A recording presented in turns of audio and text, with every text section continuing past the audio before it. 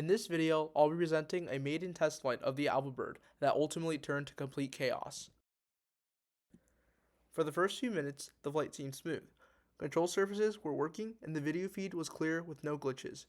However, I was oblivious to one crucial operation: the signal strength between the receiver and the transmitter.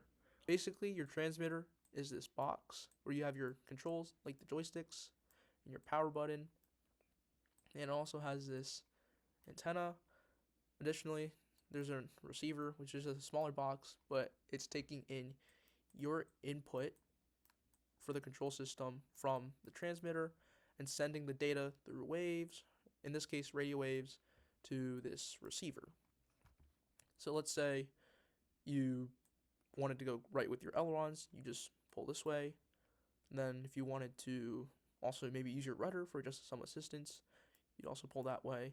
So basically all that's doing, it's sending the data through these waves to the receiver here, and then the input would be converted through this to the physical output.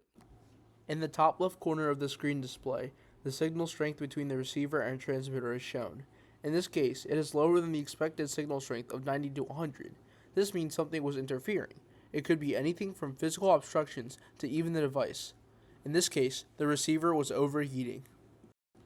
The message displayed below the center of the screen tells me that the transmitter lost connectivity with the receiver.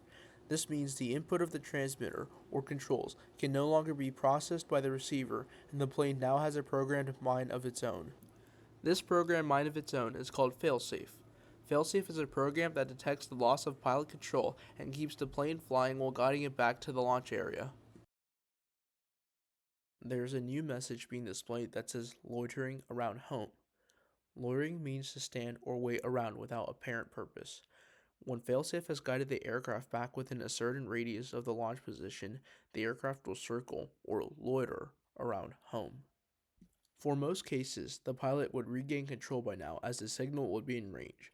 However, in my case, I never regain connection, so the aircraft continues to circle around within a 60-meter radius around the launch area until it drains its battery completely.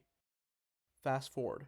After over 70 minutes of the AlbaBird flying on its own, the battery cannot sustain a consistent current.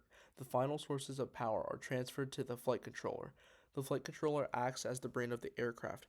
It processes all the data and keeps the airplane level to the ground. With the battery not being able to sustain the current to the motors, the airplane cannot stay in flight for long. The flight controller wrestles to keep the airplane leveled as the aircraft stalls to the ground.